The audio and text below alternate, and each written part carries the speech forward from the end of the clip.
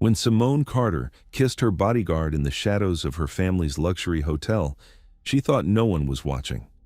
But security cameras never lie, and screenshots live forever. What started as one stolen moment during a power outage was about to become Atlanta high society's most scandalous whisper, threatening everything the Carter hotel empire had built over decades. But here's what the gossips didn't know. The quiet, blue-collar man they were whispering about had already decided to sacrifice his job and disappear from her life to protect her reputation. Little did anyone realize that when the city's most powerful donor stood up at that charity dinner, his next words would either destroy them both or give them something neither expected, a love worth fighting for in broad daylight. What happened next shocked everyone in that ballroom and changed the rules of Atlanta society forever. If you're watching this, subscribe and tell me where you're from, because this story proves that sometimes the most dangerous choice is also the one that saves you. The security lights hummed in the hotel lobby as darkness settled outside. Simone Carter stood near the marble reception desk, reviewing tomorrow's event schedule on her tablet. At 28, she carried herself with the quiet confidence that came from growing up in her family's business. The Carter Group owned 3 boutique hotels in Atlanta, and this flagship property downtown was her second home. A sudden flicker made her look up. The lights dimmed, then brightened, then went dark completely. Emergency lighting kicked in with a soft buzz, casting long shadows across the elegant space. Simone's breath caught. She hated the dark, always had, ever since she was little. "Miss Carter," Ethan's voice came from behind her, calm and steady. "Please step this way." She turned to see him moving toward her with quiet purpose. Ethan Cole had been her bodyguard for 8 months now. At 30, he was tall and solid, with kind blue eyes and sandy brown hair. He never made a fuss about anything. Just did his job with a gentle strength that made her feel safe. "The backup generators should kick in soon," he said, positioning himself between her and a confused guest near the elevator bank. "Let's move to the alcove by the fireplace. Better lighting there." Simone nodded, following him across the marble floor. Her heels clicked softly in the strange quiet. The emergency lights made everything look different, unfamiliar. The elegant lobby she knew so well felt like a foreign place. "Is everyone okay?" she asked, glancing around at the handful of guests and staff. "Security is checking all floors," Ethan said. "Probably just a power grid issue. Nothing serious." They reached the small seating area near the fireplace. Battery-powered sconces gave off a warm glow here. Simone sat on the edge of a leather chair, her hands gripping the armrests. "You're holding your breath," Ethan said quietly. She was. She didn't realize it until he said so. "Try to breathe slowly," he suggested.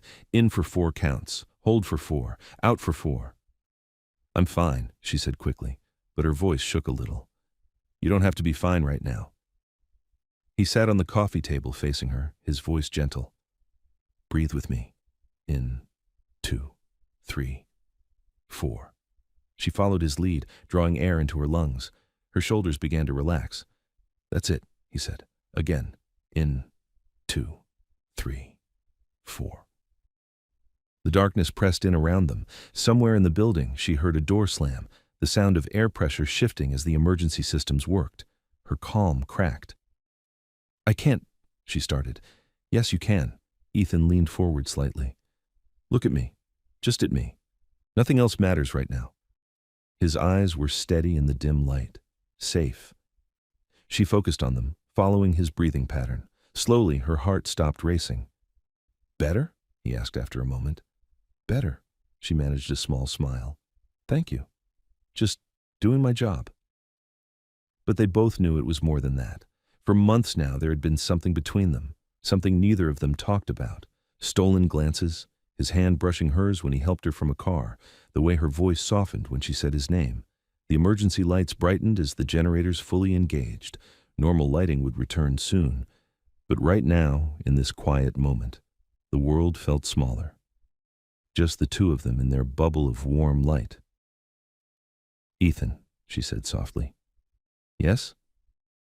She didn't know what she meant to say. Thank you, maybe. Or that she felt safe with him. Or that she'd been thinking about him more than she should. Instead, she leaned forward. He met her halfway. The kiss was soft and brief, a moment of relief after fear. Her lips were warm against his, and he smelled like soap and something clean she couldn't name. They broke apart, both breathing a little harder. "Simone," he whispered. The main lights flickered back on.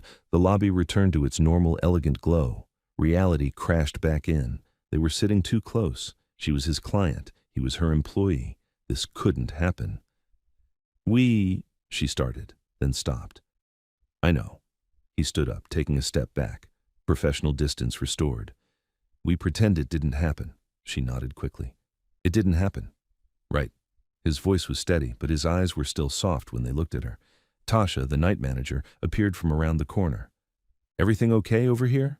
Power's back up on all floors." "We're fine," Simone said, standing and smoothing her skirt. "Just waiting for the lights." "Good. The backup systems worked perfectly." Tasha smiled and headed back toward the front desk. Ethan gestured toward the elevator bank. "Should we do a quick walkthrough? Make sure everything's secure?" "Yes." Simone picked up her tablet. "That's a good idea." They walked the lobby perimeter together. He checked doors and systems, while she made notes about what needed attention tomorrow. They barely spoke. When they did, it was all business. "Security office looks good," he said after checking the back hallway. "The event space?" "Clear," she nodded. "Thank you." At the elevator, he pressed the call button. The doors opened immediately. "After you," he said. She stepped inside. He followed, standing to her left. They rode to the executive floor in silence, hands at their sides. His fingers were inches from hers. She could feel the warmth of him next to her. The elevator climbed. 5 floors, 6, 7, her floor. The doors opened. "Good night, Simone," he said quietly. "Good night." She stepped into the hallway. The doors closed behind her. In the security office 3 floors below, Diego Ruiz was finishing his nightly check of the camera footage. At 19, he'd been working hotel security for 6 months. It was an easy job most nights, just watching screens and walking the building. The power outage had triggered automatic recording protocols. All the emergency lighting footage needed review. He scrolled through the lobby cameras, checking for anything unusual during the blackout. Most of the images were dark or unclear. Then he saw it. Camera 3, timestamp 9:47 p.m. Emergency lighting cast a soft glow over the fireplace alcove. Miss Carter and her bodyguard sat close together. Very close. And then they kissed. Diego paused the playback. It was just a quick kiss, but clear as day on the silent recording. He grinned. He'd always thought those two had something going on, the way they looked at each other when they thought nobody was watching. "Should I log this?" he wondered aloud. Tasha walked into the security office carrying coffee. "Log what?" There's this extra footage from the power outage." He minimized the window. "Do I need to note everything in the incident report?" "Anything important?" "Not really. Just people waiting around for the lights." "Then just delete the extra copies and move on," Tasha said. "We've got enough paperwork already." "Right. Delete the extras." Diego nodded, but first he took a screenshot on his phone, not to cause trouble, just because it was sweet, like something from a movie. After Tasha left, he deleted the backup file from the system like she said, but the photo stayed on his phone. Maybe he'd show it to someone tomorrow, just for fun. The next morning, Simone arrived at the hotel early. She always did, but today she needed the extra time to clear her head. Her office on the 8th floor overlooked Peachtree Street. She loved this view. The city waking up below, traffic building, people starting their day with purpose. She'd barely slept. Every time she closed her eyes, she felt Ethan's lips on hers, the way he'd stayed so calm during her moment of panic, how safe she felt with him near. It couldn't happen again. She knew that. He worked for her family. She had responsibilities. Image to maintain. But knowing something and feeling it were different things. A knock on her door interrupted her thoughts. "Come in," she called. Jade Carter bounced through the door with 2 coffee cups and a bright smile. At 25, Simone's cousin had the energy of a hummingbird and twice the curiosity. "Morning, sunshine," Jade said, setting a cup on Simone's desk. "You look tired. Late night?" "Power outage kept everyone busy." Simone accepted the coffee gratefully. "How did you know I needed this?" "Because you always wear heels to work. Today you're in flats." Jade settled into the chair across from her. And you have that look. What look? Like something happened and you're trying to pretend it didn't. Simone sipped her coffee, saying nothing. Come on, Jade pressed. We've been best friends since we were 5. I know when you're hiding something. I'm not hiding anything. Uh-huh. Jade crossed her legs and waited. They sat in silence for a full minute. Jade was good at waiting. It was her superpower. Finally, Simone sighed.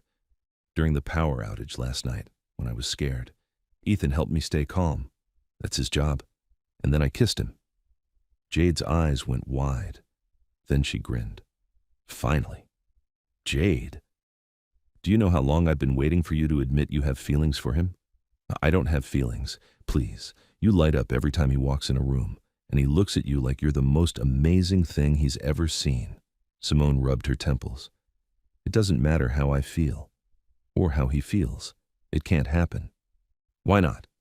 Because he works for us. Because my mother would have concerns. Because people would talk. So? People always talk. Doesn't mean you have to live your life according to their opinions. It's complicated. Jade leaned forward. Love isn't supposed to be simple, Simone. It's supposed to be real. I didn't say anything about love. You didn't have to. Jade smiled softly.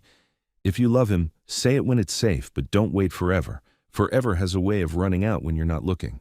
Another knock interrupted them. Come in, Simone called. Vivian Carter entered with her usual grace. At 55, Simone's mother was the chairwoman of the Carter Group and a force of nature in a tailored suit. Her silver hair was pulled back in a perfect chignon, and her smile was warm but assessing. Good morning, ladies, she said. Jade, could you give us a moment? Of course, Aunt Vivian. Jade stood, gathering her coffee. Think about what I said, she told Simone quietly, then left.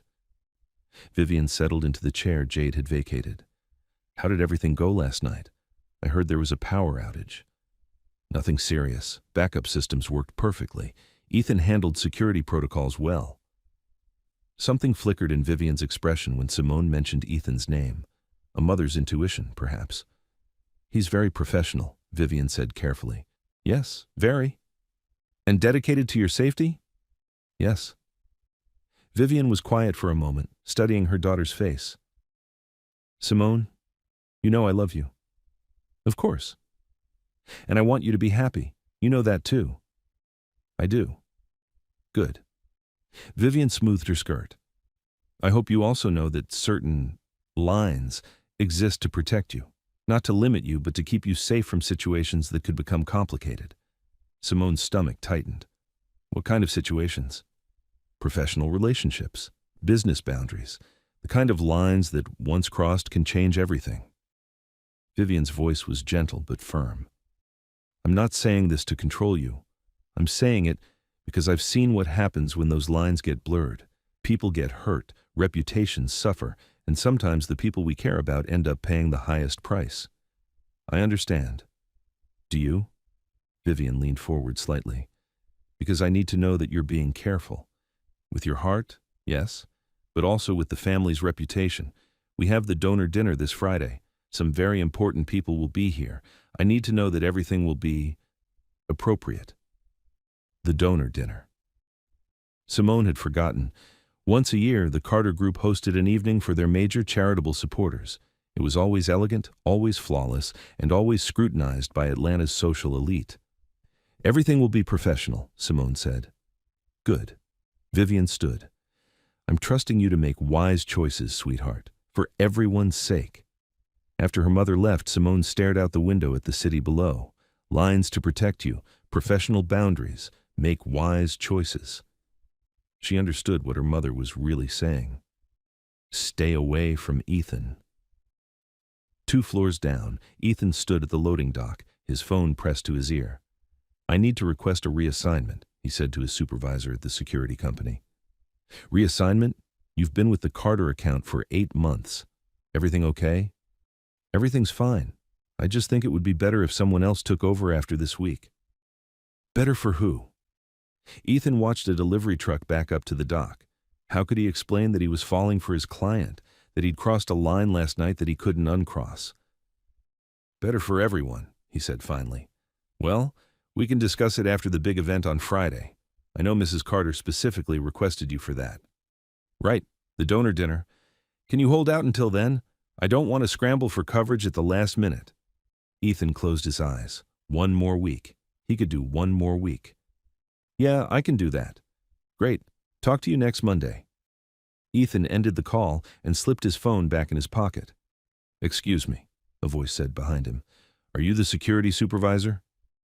Ethan turned to see an older man in a delivery uniform, Mr. Patel, who brought linens twice a week. Just security, Ethan said. What can I help you with? I couldn't help but overhear you. Mention reassignment. Mr. Patel hefted a box of fresh towels. Everything all right? You seem like good people. Thanks, just time for a change, I think.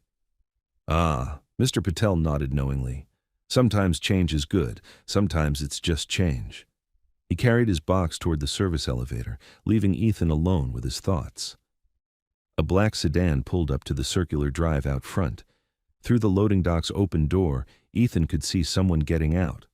A tall man in an expensive suit, moving with confident familiarity toward the hotel's entrance. Ethan's jaw tightened. He recognized that walk, that posture. Marcus Hale, Simone's ex-boyfriend. What was he doing here? In the elegant hotel cafe, Simone looked up from her coffee as Marcus approached with that familiar, confident smile. He was exactly as she remembered, tall, impeccably dressed, moving through the world like he owned it. Marcus Hale was what her mother called perfect on paper. Harvard MBA, family money, a law practice that handled Atlanta's elite. They'd dated for 2 years before she finally admitted they had nothing in common except their backgrounds. Simone, he leaned down to kiss her cheek. You look beautiful. Marcus, she gestured to the chair across from her. This is unexpected. I was in the neighborhood, thought I'd stop by. He sat down, signaling the server for coffee. How's business? Good. Busy. She kept her voice pleasant but distant. How's the practice? Expanding. We just opened an office in Charlotte. He smiled. Actually, that's part of why I'm here. From across the cafe, Ethan watched. He'd positioned himself near the window where he could see the entire space. His jaw was tight. Everything about Marcus Hale made him feel inadequate. The expensive suit, the easy confidence, the way he belonged in Simone's world. I've been thinking about us, Marcus said, leaning forward. About what we had. Simone's stomach tightened. Marcus, I know what you're going to say, that we tried and it didn't work, but I think we gave up too easily. We didn't give up easily. We spent 2 years trying to feel something that wasn't there. Maybe we were too young then. Maybe we needed to grow into what we could be together. His voice was earnest. We make sense, Simone. Our families, our businesses, our goals. We understand each other's world. Simone glanced toward the window where Ethan stood. Their eyes met for just a moment before he looked away. Understanding someone's world isn't the same as loving them, she said quietly, but it's a good foundation. Love can grow from respect and compatibility. Can it? She stirred her coffee absently. Or does that just create a comfortable partnership? Marcus reached across the table and covered her hand with his. Have coffee with me tomorrow. Let me remind you what we could build together. Simone looked down at his hand on hers. It was soft, manicured, professional hands that had never done anything harder than sign papers. She thought about Ethan's hands, calloused from years of physical work, gentle when he'd helped her breathe through her panic, strong and sure when he'd guided her to safety. We'll see, she said, sliding her hand away. Marcus smiled like he'd won something. I'll take that as a yes. After he left, Simone sat alone with her coffee. Through the window, she could see Ethan walking the lobby perimeter. Professional, distant.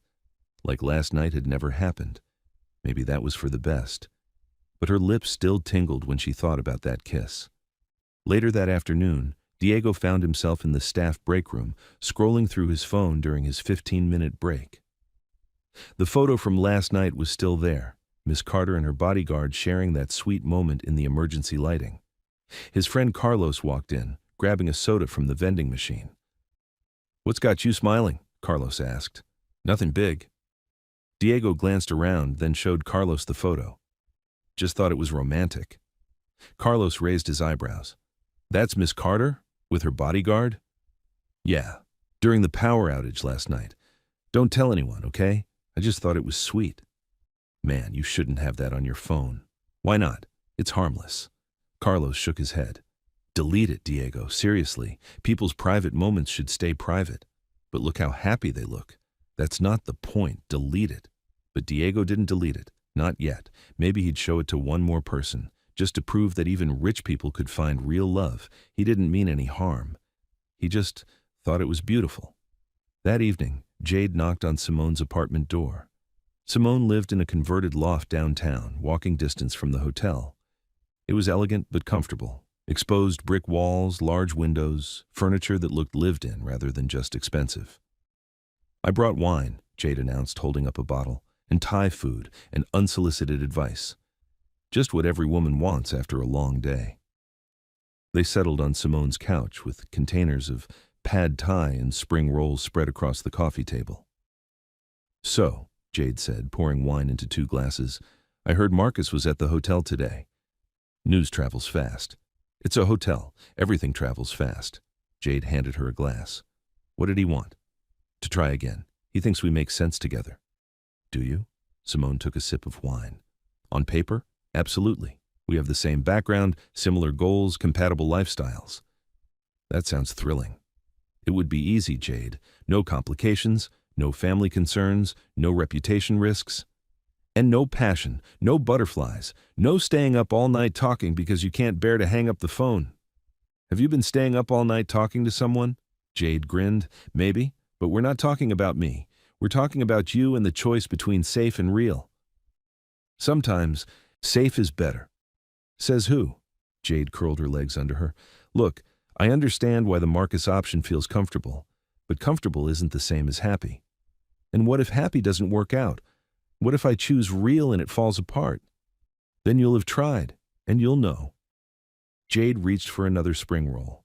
But what if you choose safe and spend the rest of your life wondering what could have been? Simone stared into her wine glass. Ethan asked for a reassignment today. What? Why? I think he's trying to protect both of us from complications. Or he's scared, just like you are. Maybe scared is smart. Maybe scared is just scared. Jade leaned forward. Simone, I've watched you with him for 8 months. You laugh differently when he's around. Your whole face lights up when he walks into a room. That's not something you find with just anyone. But the family business will survive. We've faced bigger challenges than you falling in love with a good man. Mother made it very clear that certain lines shouldn't be crossed. Your mother loves you, but she doesn't get to live your life for you. They ate in comfortable silence for a while, the weight of the conversation settling around them. What would you do? Simone asked finally. Me? I'd fight for it, but I'm not you. You have to decide what you can live with. Jade smiled softly. Just remember, regret over trying something real feels different than regret over playing it safe. I think the first kind hurts less in the long run. That night, Ethan sat on his apartment balcony, looking out over the Atlanta skyline. His phone rang, Lily's contact photo lighting up the screen, his sister with her scrubs and tired smile. Hey, he answered. How was your shift? Long. 3 surgeries and a code blue. Lily's voice sounded exhausted. How was yours? Complicated. Complicated how? Ethan was quiet for a moment. He and Lily had always been close. After their parents died in a car accident when he was 22 and she was 16, they'd only had each other. He'd worked 3 jobs to help her get through nursing school. She'd supported him through every career change until he found his place in personal security. I think I might be in over my head, he said finally. With the job? With my client? Ah, Lily's voice softened. The heiress. Her name is Simone. I know her name. I also know that look you get when you talk about her. What look? Like she's the most amazing woman you've ever met. Ethan rubbed his forehead. It doesn't matter how I feel. She's not someone I can have feelings for. Why? Because she's rich? Because she's my client? Because we're from different worlds? Because she deserves someone who belongs in her life, not someone who just protects it? Ethan Cole, that's the dumbest thing I've ever heard you say. Lily, no, listen to me. You're one of the best men I know. You're kind, honest, brave. and loyal. You put yourself through hell to help me get my nursing degree. You've never asked for anything you didn't earn." Her voice was fierce now. "So don't you dare tell me you're not good enough for anyone, rich or not. It's not that simple, isn't it? Do you care about her?" "Yes." "Does she care about you?" "I think so. Maybe, I don't know." "Then figure it out, but don't make the decision for both of you because you're scared." After they hung up, Ethan stared at the city lights. Tomorrow was Wednesday. The donor dinner was Friday. He had 3 days to keep things professional before he could request that transfer. 3 days to pretend his heart didn't skip a beat every time Simone smiled. 3 days to forget how right it felt to kiss her. He wasn't sure he could do it. Across town, Simone lay in her bed, staring at the ceiling. Her apartment was quiet except for the distant sound of traffic below. She thought about Marcus's offer. Coffee tomorrow. A chance to revisit what they'd had, what they could build together. It would be smart, safe, exactly what her mother wanted.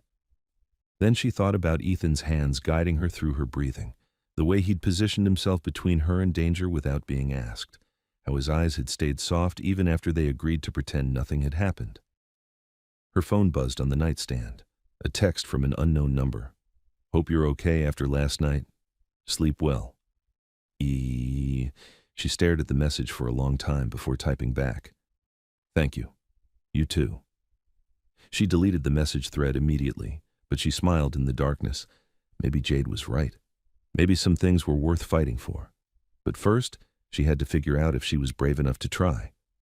The next morning arrived gray and drizzly, matching Simone's mood as she stood at her office window, watching the city wake up below. She'd barely slept, torn between the safety Marcus represented and the way her heart raced whenever she thought about Ethan. A soft knock interrupted her thoughts. "Come in," she called. Ethan stepped through the door, and her pulse quickened immediately. He wore a simple black suit that fit his broad shoulders perfectly. His hair was slightly damp from the rain. "Good morning," he said formally. "I wanted to discuss security arrangements for the rest of the week." "Of course." She gestured to the chair across from her desk. "Please, sit." He remained standing. "The donor dinner on Friday will require additional coordination. I've reviewed the guest list and floor plans." "Ethan," she said his name softly. "You can sit down. We're just talking." For a moment, his professional mask slipped. His blue eyes met hers, and she saw something vulnerable there.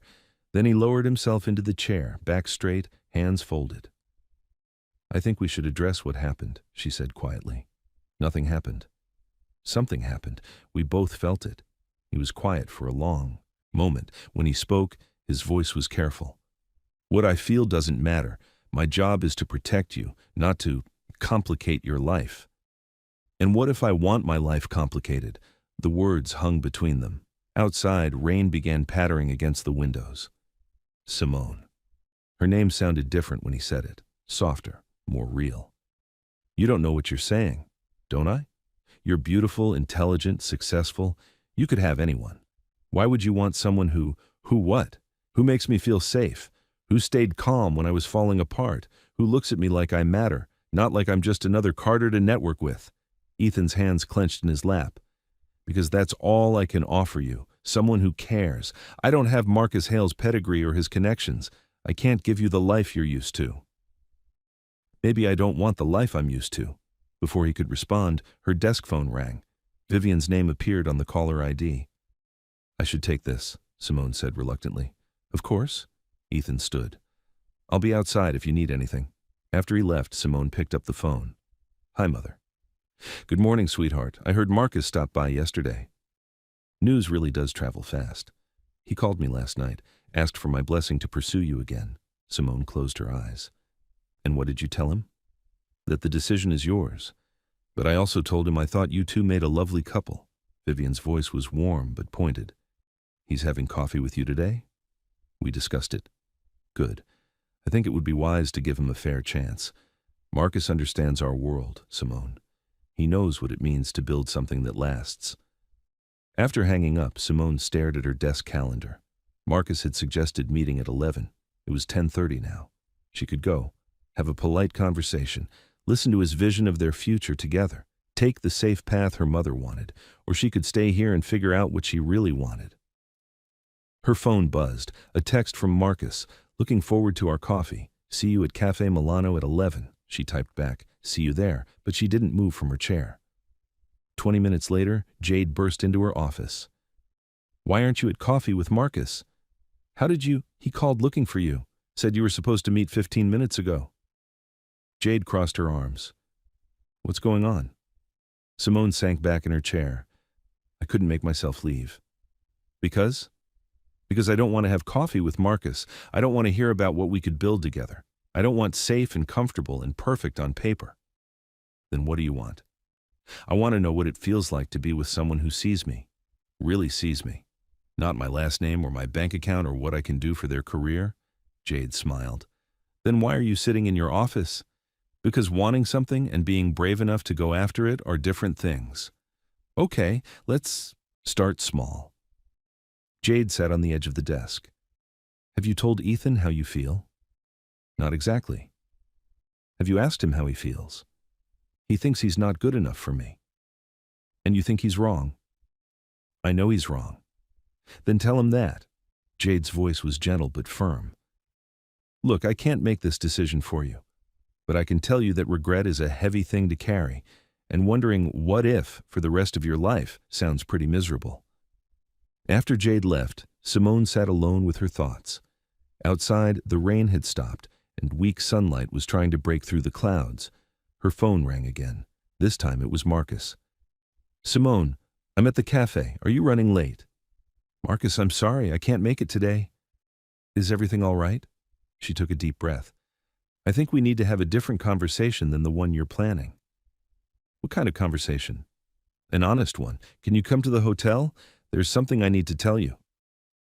An hour later, Marcus sat across from Simone in the hotel's quiet lounge area. He looked confused and slightly hurt. "I don't understand," he said. "Yesterday you said we'd see about coffee. Now you're telling me there's someone else?" "I'm not telling you there's someone else. I'm telling you that what we had wasn't enough for either of us. But it could be. With time, with effort. Marcus, you're a good man. You're kind and successful and everything my mother hopes I'll find. But being with you felt like playing a role, like being the person I thought I should be instead of who I actually am." He was quiet for a moment, turning his coffee cup in his hands. "And this other person, whoever he is, he makes you feel like yourself?" "Yes. Even though it's complicated?" "Especially because it's complicated." Marcus smiled ruefully.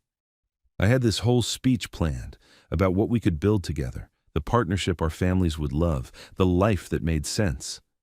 I know, and 6 months ago I might have said yes to that speech. But not now.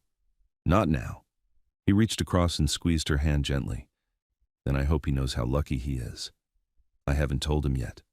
"Why not?" "Because I'm terrified." Marcus laughed softly.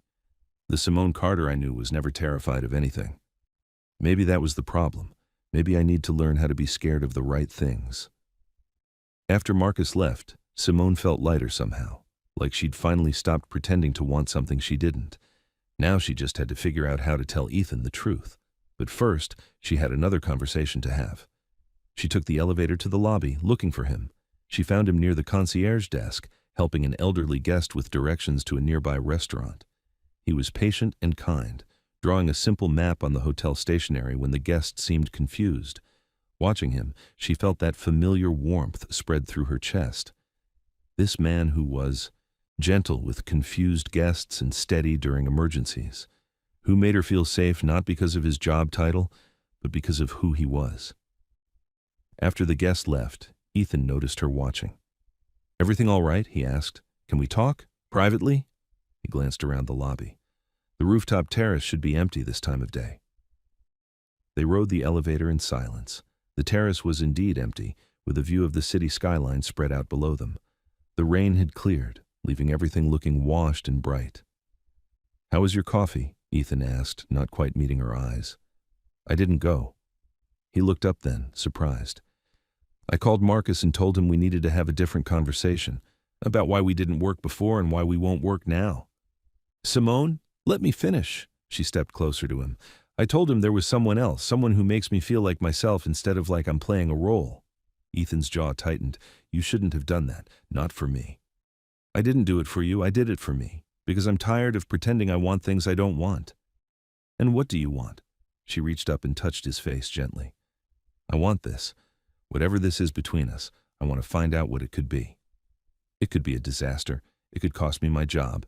It could hurt your reputation. Or it could be amazing. She smiled softly. I'm willing to take that risk if you are. For a moment they just looked at each other. The city hummed below them, but up here, it felt like they were the only two people in the world. I've wanted to kiss you again since the moment we stepped apart Monday night, Ethan admitted quietly. What's stopping you now? The knowledge that once I do, I won't be able to pretend this is just professional anymore. Good. I'm tired of pretending too. He cupped her face in his hands, thumbs brushing across her cheekbones. Are you sure about this? I'm sure about you. When he kissed her this time, it wasn't born from panic or fear. It was slow and deliberate and full of promise. She felt herself melting against him, her hands fisting in his suit jacket. When they finally broke apart, both were breathing harder. So what now? He asked. Now we figure it out, together. She smiled. But maybe we should start by making sure we both still have jobs after Friday's dinner. About that, his expression grew serious. There's something you should know. Diego, one of the security guards, has a photo of us from Monday night. Simone's stomach dropped. A photo? From the lobby camera during the power outage. He took a screenshot. Has he shown it to anyone? I'm not sure, but Jade mentioned that rumors were starting to circulate among the staff. Simone closed her eyes. The donor dinner was tomorrow night. If whispers had already started, they could become a problem very quickly. We need to talk to him, she said. Find out who's seen it and ask him to delete it. And if word has already spread, then we deal with it. Together. She squeezed his hand. But let's try to contain it first. They found Diego in the staff break room, looking guilty the moment he saw them. Miss Carter, he said, jumping to his feet. I'm sorry. I know I shouldn't have... Diego, Simone said gently. We need to talk. 15 minutes later, they had the full story. Diego had shown the photo to Carlos, who'd told him to delete it. He'd also texted it to his cousin Maria, who worked in housekeeping. I thought it was romantic, Diego said miserably. I didn't think about... I'm sorry. I'll delete it right now. We know you didn't mean any harm, Simone said, but we need you to ask Maria to delete it too. And please don't share any more photos or information about hotel guests or staff. Privacy is important. I understand. I'm really sorry. After Diego left, Simone and Ethan stood in the empty break room. How worried should we be? Ethan asked. Honestly, I don't know. Tomorrow night is important. A lot of influential people will be here. If there are whispers, she trailed off. I could request immediate reassignment, take myself out of the equation. No, her voice was firm. We're not running from this. If people are going to talk, let them talk. But we're not hiding who we are anymore. That evening, Vivian Carter sat in her office reviewing the final details for the donor dinner. Everything had to be perfect. The guest list included some of Atlanta's most prominent families, several city council members, and a few potential major donors she'd been courting for months. Jade knocked on her open door. Aunt Vivian, do you have a minute? Of course, dear. Come in. Jade settled into the chair across from her aunt's desk, looking unusually serious. I need to tell you something about Simone. Vivian set down her pen, giving Jade her full attention. She's in love with Ethan, her bodyguard, and he's in love with her too. Vivian was quiet for a long moment. I see. That's it? That's your reaction? I suspected as much. I've seen how they look at each other. And you're okay with it? I didn't say that. Vivian leaned back in her chair. What I think doesn't matter as much as what's best for Simone. And you don't think Ethan is what's best for her? I think Ethan is a good man, professional, kind, trustworthy. But I also think Simone's life comes with certain challenges, scrutiny, expectations, people who will judge her choices. So she should choose based on what other people think. She should choose with full knowledge of what she's getting into. Vivian's voice was gentle. Love is wonderful, Jade, but it's not always enough. Sometimes it's the only thing that is enough. Vivian smiled at her niece's idealism. I hope you're right, for Simone's sake. Will you support her, whatever she decides? I'll always support Simone, even when I worry about the choices she's making. Good, because tomorrow night might get interesting. After Jade left, Vivian sat alone in her office, thinking about her daughter. Simone had always been cautious, responsible, putting the family business first. If she was willing to risk complications for this man, maybe there was something Vivian needed to understand better. Maybe it was time to pay more attention to Ethan Cole. That night, Simone lay in bed staring at the ceiling again. But this time, instead of confusion, she felt clarity. Tomorrow was the donor dinner. People might whisper, her mother might worry, the situation might get complicated, but for the first time in years, she was choosing what she wanted instead of what was expected. That had to count for something. Her phone buzzed, another text from Ethan. Thank you for today, for being brave enough to try.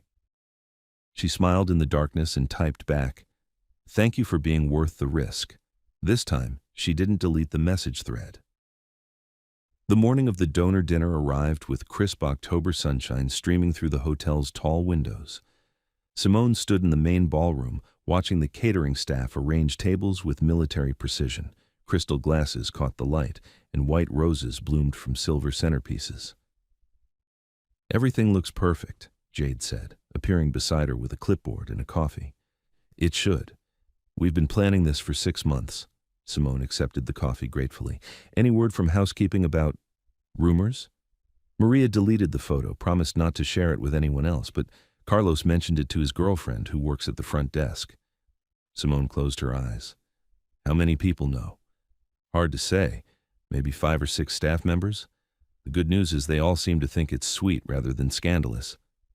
That's something, I suppose. Simone? Jade's voice was gentle. Are you having second thoughts? About Ethan? No. About making our relationship public at the worst possible time? Maybe. You don't have to do anything dramatic tonight. Just don't hide. Be yourself. Let people see that you're happy. Across the ballroom, Ethan was checking sightlines and exit routes with 2 additional security guards hired for the evening. He wore a crisp black suit that made him look like he belonged among the wealthy guests who would fill this room in a few hours. Vivian entered through the main doors, elegant in a navy dress, her silver hair perfectly styled. She surveyed the room with a practiced eye. Beautiful, she told Simone. You've outdone yourself. Thank you. The staff did amazing work. Vivian's gaze drifted to where Ethan was briefing the other guards. He's very thorough. Yes, very professional. Professional, Vivian repeated the word thoughtfully. Simone, can we talk privately for a moment? They stepped into a small alcove off the main ballroom. Vivian's expression was serious but not unkind. Jade told me about you. And Ethan, she said without preamble. Simone's stomach dropped. Mother, let me finish. I've spent the last day thinking about what kind of man he is, watching how he interacts with staff, how he handles himself under pressure, how he treats people when he thinks no one important is looking.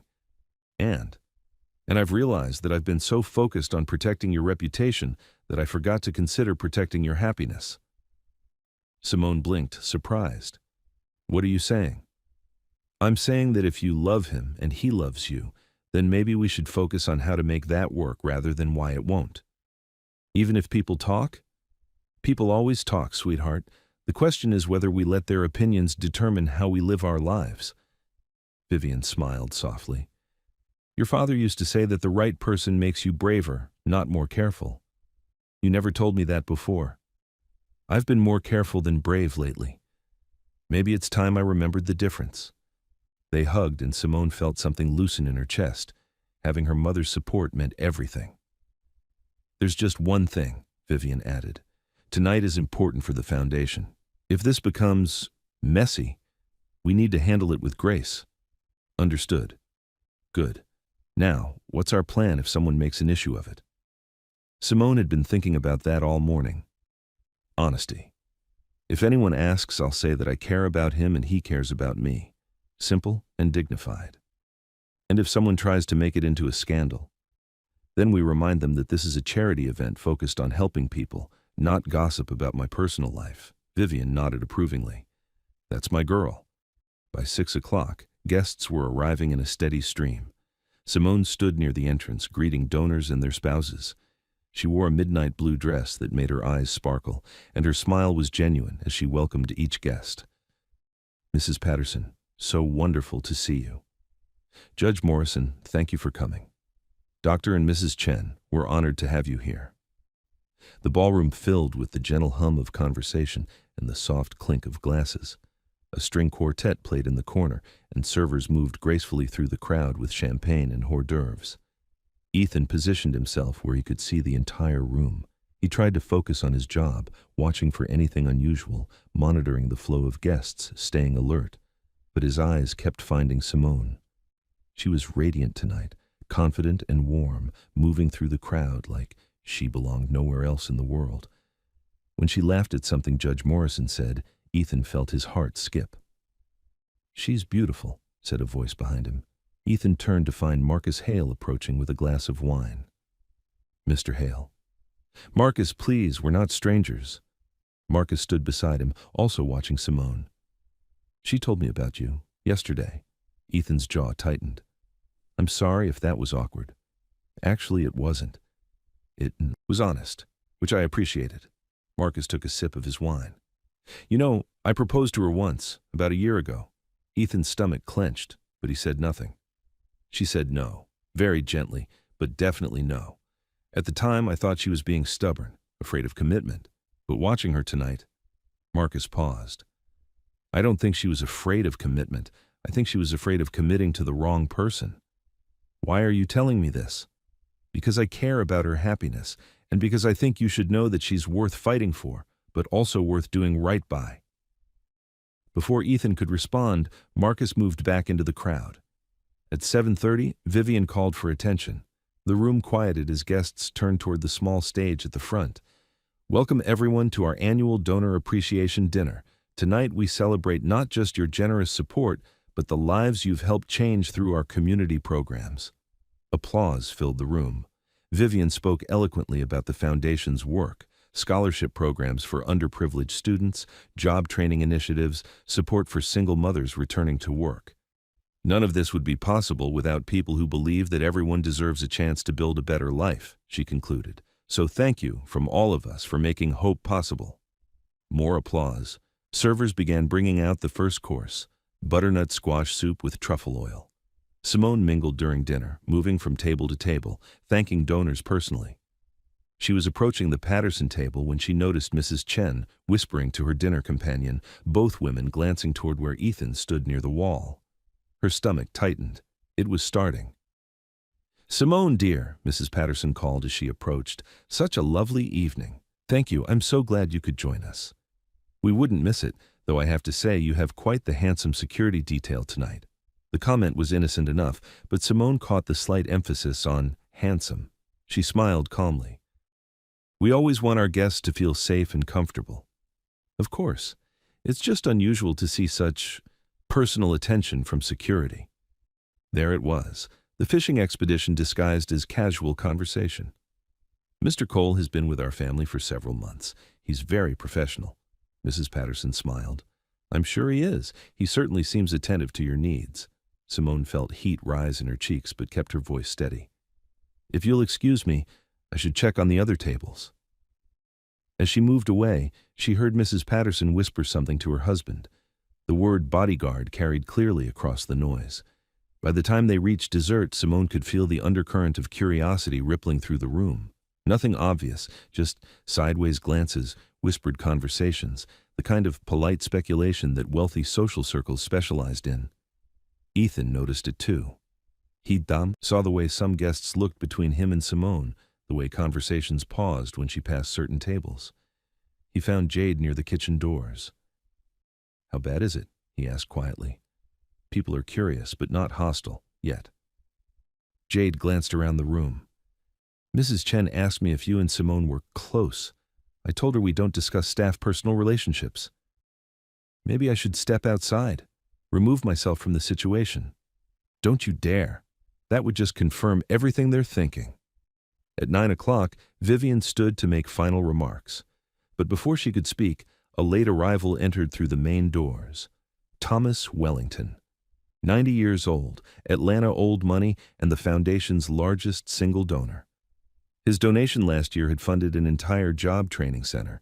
He was also known for speaking his mind without regard for social niceties. Simone hurried to greet him. "Mr. Wellington, we didn't think you were coming. Changed my mind. Heard there might be some excitement tonight." His eyes twinkled with mischief. Her heart sank. "Excitement? Oh, just whispers. You know how these things go. Something about a romance? Pretty girl like you should have suitors."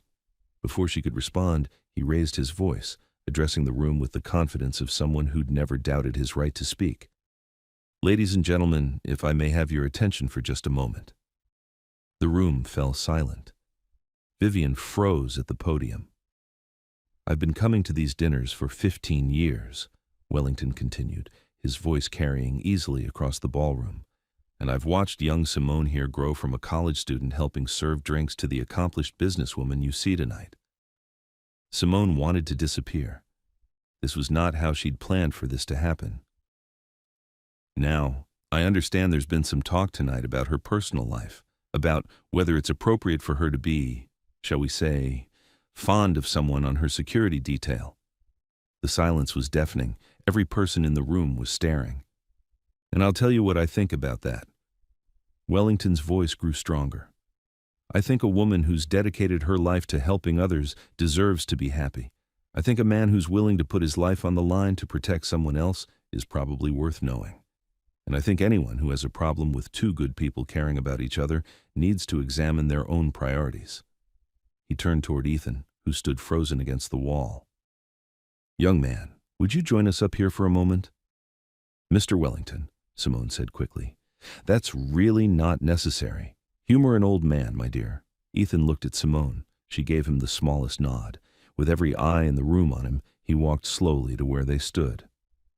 "What's your name, son?" Wellington asked. "Ethan Cole, sir." "And what do you do when you're not protecting Miss Carter?"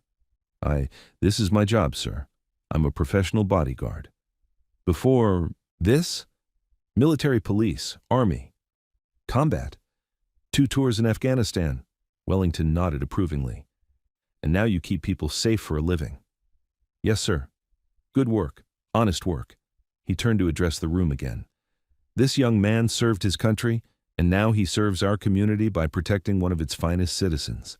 If that's not worthy of respect, I don't know what is." The room was still silent, but the tension had shifted. Wellington's voice carried the weight of decades in Atlanta society. "Furthermore," he continued, "I've been watching tonight, and what I see is a man who treats every person in this room, staff and guests alike, with courtesy and dignity, and a young woman who's gracious enough to blush when she looks at him." A few people smiled at that. The ice was beginning to crack. "So here's what I propose. Instead of whispering in corners about who's dating whom, why don't we toast to the fact that 2 good people found each other? Seems to me that's worth celebrating." He raised his wine glass. "To Simone and Ethan, may you be as happy as you are brave." For a moment, no one moved. Then Marcus Hale, from his table near the back, stood and raised his glass. "To happiness and courage." Judge Morrison stood next, then Dr. Chen. One by one, the room rose to their feet. Simone felt tears prick her eyes as the toast rippled through the ballroom. These people who'd been speculating about her just moments ago were now celebrating her happiness. Ethan reached for her hand. She let him take it, right there in front of everyone. "To happiness and courage," she whispered, looking into his eyes. The applause that followed was warm and genuine. Wellington beamed like he'd orchestrated a royal wedding. Later, as guests began to leave, people approached Simone and Ethan with congratulations and kind words. "He seems lovely, dear," Mrs. Patterson said, apparently having forgotten her earlier fishing expedition. "Such a nice young man," added Mrs. Chen. "Very polite." "You make a beautiful couple," said Judge Morrison's wife. By 11 o'clock, the ballroom was empty except for family and staff. Vivian found Simone and Ethan near the windows overlooking the city. "Well," she said, "that was unexpected. Mother, I'm sorry if—" "Are you kidding? Thomas Wellington just gave us the social seal of approval. His endorsement is worth more than a dozen magazine articles." She turned to Ethan. I believe we owe you an apology and a proper introduction. I'm Vivian Carter." Ethan shook her offered hand. "It's an honor to meet you formally, Mrs. Carter." "The honor is mine. Anyone who makes my daughter smile like that is welcome in our family." Jade appeared with a bottle of champagne and 4 glasses. "I thought we might want to celebrate properly." They stood on the terrace under the stars, the city lights twinkling below them. "So what happens now?" Vivian asked. "Now we figure it out," Simone said, her hand still in Ethan's. "We'll need to address the work situation. He can't be my bodyguard and my boyfriend." "I've already requested a transfer to another property," Ethan said. "Same company, different location." "Good thinking," Vivian sipped her champagne. "And for what it's worth, I think you handled tonight beautifully, both of you." "Thanks to Mr. Wellington," Simone laughed. "I thought I was going to die when he called you up there." "He's been making speeches like that for decades," Vivian said. "The man has no filter, but he usually knows what he's doing." They talked until after midnight, making plans and sharing stories. When Vivian and Jade finally left, Simone and Ethan found themselves alone on the terrace. "I can't believe we just came out to Atlanta society," Simone said. "Are you sorry?" "No." Terrified, but not sorry. She turned to face him. "Are you?" "I'm terrified too, but not sorry." He pulled her closer. "Though I have to ask, are you sure about this? About us? Because after tonight, there's no going back to pretending." "I don't want to go back. I want to go forward with you." When he kissed her this time, it tasted like champagne and promises, like the beginning of something real and lasting and worth fighting for. Below them, the city hummed with late-night energy. Above them, stars wheeled across the October sky. And between them, finally, was the truth they'd both been afraid to speak. They were in love, and for the first time in either of their lives, that felt like enough.